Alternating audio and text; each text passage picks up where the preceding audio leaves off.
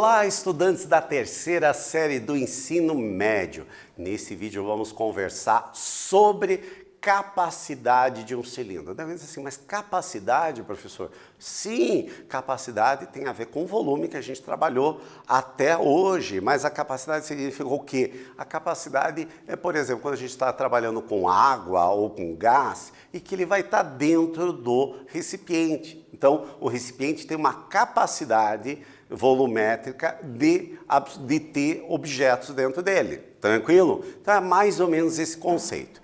Para isso, nós vamos começar com uma pergunta aqui. No estudo de volume de corpos redondos, podemos usar quais unidades de medida? Poxa, professor, várias, né? Se está em centímetro, o volume vai aparecer em centímetros cúbicos. Se está em metro, vai aparecer em metros cúbicos. Mas, normalmente, quando a gente trabalha em capacidade, a medida mais usual, por exemplo, é litro. E como é que a gente vai transformar de centímetro para litro, de metro cúbico para litro? Eu digo, tem várias maneiras de se fazer, mas uma bem simples da gente lembrar, principalmente que a maioria dos nossos exercícios está em centímetro, é lembrar que um litro equivale a 1000 centímetros cúbicos, que é uma unidade muito utilizada. Tá? Mas tem outras, e à medida a gente precisa sempre estar acompanhando. Que exercícios práticos normalmente vão trabalhar com esse conceito ali. Aqui aproveitando relembrar, né, que a gente já sabe que o cilindro é um sólido de revolução. O que significa? Aqui nós temos um retângulo e o eixo aonde ele vai girar. Ele girando nesse sentido, ele vai formar exatamente o sólido em revolução, que no nosso caso aqui é o cilindro. Para o cilindro oblíquo vai ser a mesma coisa, só que o sólido, em vez de ser um retângulo, ele vai ser um paralelogramo. Mas a forma é exatamente a mesma coisa. Mas qual a diferença então, vamos reforçar isso, entre volume e capacidade? Por exemplo, aqui nessa garrafa, essa parte de baixo, ela é um cilindro perfeito, né? Um cilindro perfeito. Qual a diferença, então, da capacidade?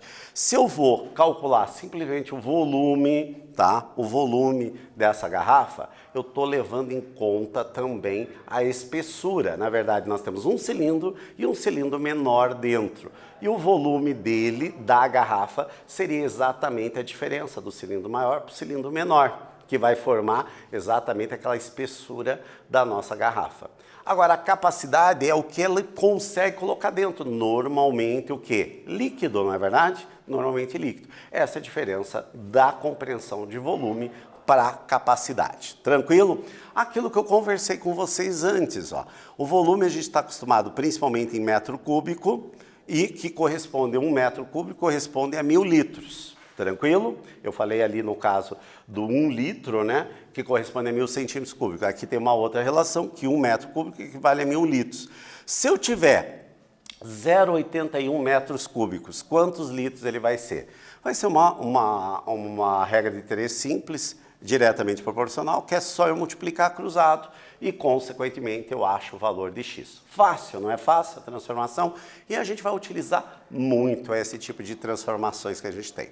O volume, em geral, do nosso cilindro é área da base vezes altura. Área da base, πr ao quadrado, vezes a altura, que é h. Portanto, essa é a nossa formulazinha do volume, que vocês já estão craque, né? E a partir dela a gente pode calcular a capacidade. Lembrando que no caso do cilindro é a mesma coisa, é um paralelogramo, também é base vezes altura. A base é 2πr, que ele está em volta ali, e vai calcular o volume da mesma maneira. A área lateral dos dois vai ser 2πrh, a área da base πr ao quadrado, a área total é a área lateral mais 2 vezes a área da base, que a gente pode chegar a uma forma reduzida, que é 2πr h mais r.